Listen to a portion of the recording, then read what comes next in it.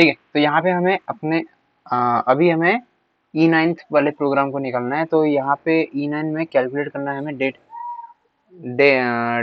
As, ठीक है, user की एज कैलकुलेट करनी है। तो सबसे पहले तो हमें यहाँ पे लेबल लेने पड़ेंगे 3। ये हो गया अपना फर्स्ट लेबल, ठीक है, एकदम ठीक है। फर्स्ट लेबल को हमें नेम देना है।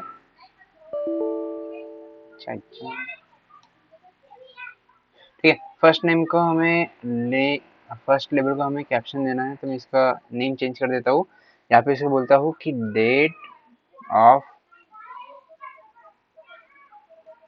बर्थ, ठीक है। यूजर की जो भी डेट ऑफ बर्थ होंगी यूजर एंटर करेंगे यहाँ पे। देन यहाँ पे मुझे इसका टेक्स्ट बॉक्स लेना है। अब टेक्स्ट बॉक्स में देखो यहाँ पे क्या होगा, टेक्स्ट बॉक्स में यूजर एंटर करेंगे उसकी डेट। तो नेक्स्ट हमें नेक्स्ट लेवल लेना है जो कि होगा करंट डेट का, ठीक है, मतलब करंट डेट कौन सी चालू है उसके ऊपर ये लेबल होगा। तो यहाँ पे मैं लिखता हूँ करंट डेट, ठीक है। नेक्स्ट इसके बाद हमें लिखना है टेक्स्ट बॉक्स। यहाँ पे करंट डेट जो कुछ भी होंगे यूजर एंटर करेगा टेक्स्ट बॉक्स में, ठीक है। नेक्स्ट हमें यहाँ पे एक कमांड बटन चाहिए ताकि यूजर बता सके हमें कि ठीक है, ताकि हम एज को कैलकुलेट कर सके, ठीक है। नेक्स्ट यहाँ पे हमें चाहिए फिर से एक लेबल, ओके, फिर से मुझे एक लेबल चाहिए। ये लेबल मैं रखता हूँ यहाँ पे, एंड यहाँ पे मुझे इसका आंसर मिलेगा योर एज, ठीक है। योर एज की जगह पे हम ऐसे भी लिख सकते थे कि कैलकुलेटेड एज इज, ठीक है। नेक्स्ट यहाँ पे हमें फिर से टेक्स्ट बॉक्स लगेगा जहाँ पे हमें इसकी एज डिस्प्ले करनी है, ओके। तो डिस्प्ले करने के लिए हमें ये टेक्स्ट बॉक्स की ज़रूरत है।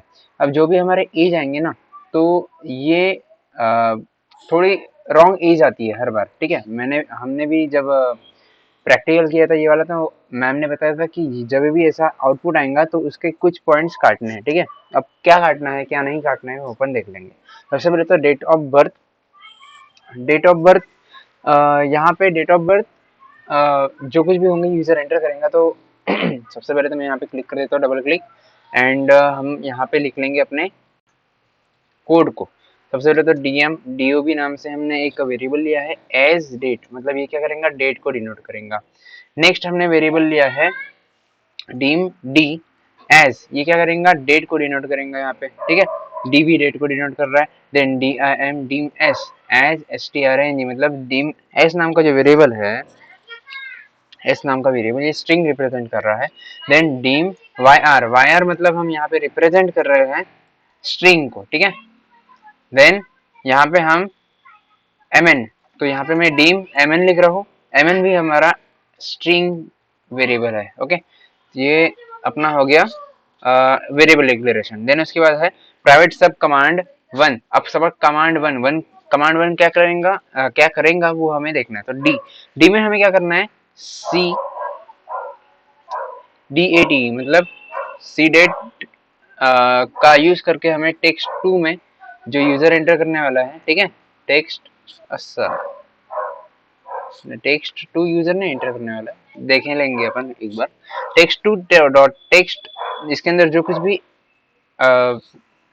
इसके अंदर जो कुछ भी इनपुट होगा उसको हमें स्टोर कर देना है डी के अंदर सी डेट से, ठीक है। देन इसके बाद DOB। अब DOB के अंदर क्या करने वाले हैं हम सी डेट का ही यूज करने वाले हैं।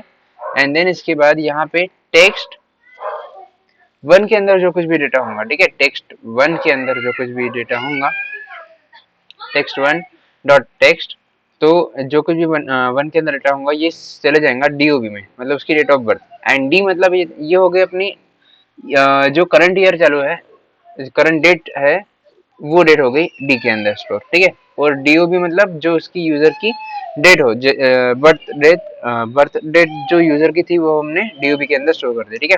देन एस इक्वल्स टू क्या किया हमने date define, sorry date difference है ये, डेट DIFF, और इसके अंदर M,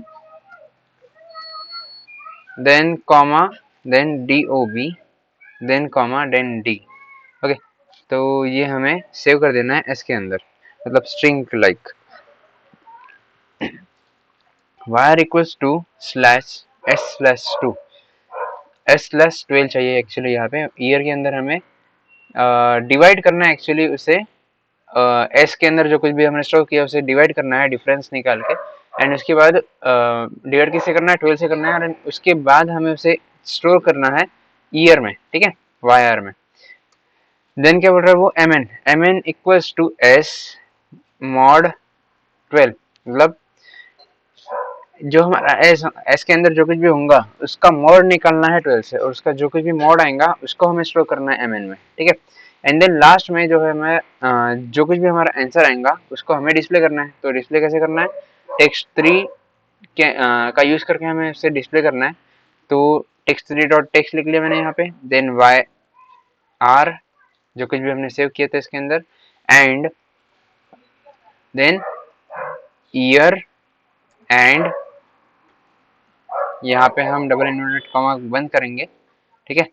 थोड़ा हमें इसके बीच में स्पेस देना पड़ेगा ताकि उसके बीच में हमें स्पेस दिखे, ठीक है।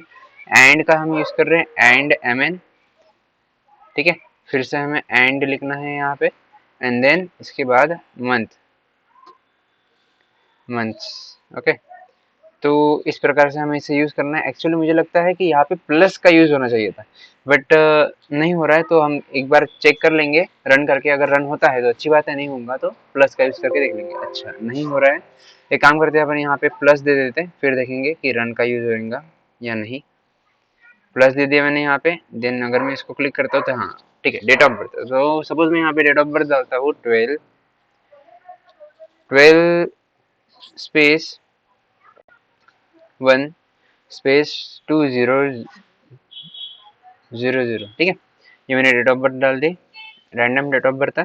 देन करंट डेट, तो करंट डेट क्या है, आज की डेट है 1/1/2022, हाँ 23, ओके। देन अगर हम इसको कैलकुलेट करते तो थोड़ा मैच नहीं हो रहा है ये, ठीक है।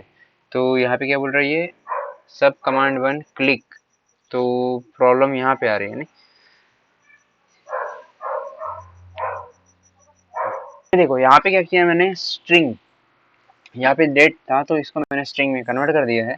एंड देन इसके बाद यहाँ पे देखो, बस मैंने यहाँ पे प्लस साइन का यूज किया है, एंड बाकी देख सकते हो कि थोड़ा बहुत ही चेंज होगा, एक बार देख लेना बस इसी लाइन में, बाकी कहीं पे मैंने कुछ भी चेंज नहीं किया, ठीक है। अब देखो इसका आंसर, ठीक है, एक रैंडम वैल्यू डालते हैं हम। सपोज मैंने यहाँ पे डाला है 23 स्लैश, सपोज मैं यहाँ पे डाल रहा हूँ 2303/200, ठीक है। अगर मैं यहाँ पे सपोज एक रैंडम वैल्यू डाल दी ये वाली, और आज की डेट डालते हूँ मैं 1/1/2023, है ना, 2023 चालू है अभी। तो ये देखो इसका आंसर निकल के आ गया है। अगर ऐसे आंसर आ रहा है तो एक काम करना है बस हमने अपने को, ये जो पॉइंट के बाद जितने भी डेसिमल है ना इसको काट देना, ठीक है। एंड इसके बीच में स्पेस देना, इन दोनों के बीच में थोड़ा स्पेस दे देना ताकि वो अच्छा दिखे, एंड देन उसके बाद ही प्रिंट निकालना, ठीक है।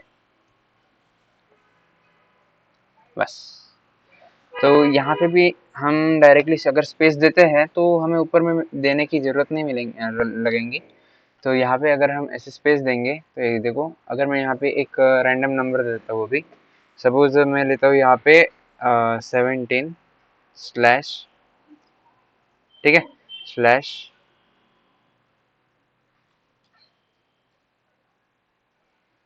ठीक है। अगर मैं यहाँ पे करंट डेट लेता हूँ, आज की करंट डेट जो है /1/2023, ओके। अगर मैं इसको एज में क्लिक करता हूँ तो ये देखो, बस डेसिमल के जितने भी पॉइंट्स हैं वो बस बंद कर देना, एंड देन इसके बाद इसके बीच में स्पेस, एंड देन ये स्पेस देने की बाद में जरूरत नहीं है, ठीक है। तो इस प्रकार से हम E9 का आंसर निकाल सकते हैं, ओके।